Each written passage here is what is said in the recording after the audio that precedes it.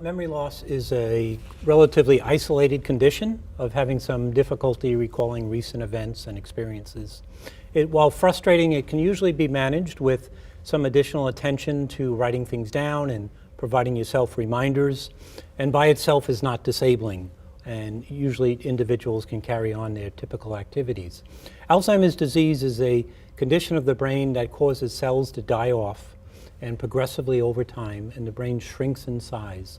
Alzheimer's disease is the sixth leading cause of death and has been increasing some 145% in terms of the increase in deaths since the year 2000. So it's a very serious illness that progresses to involve all of the brain and all kinds of cognitive functions over time. Yeah, quite a difference. Now talk to me about some of the treatment options. How does it differ?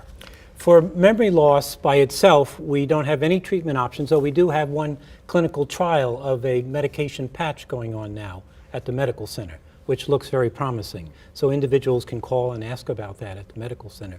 For Alzheimer's disease, there are two FDA-approved medications that can slow the progression of the symptoms, and that's very important.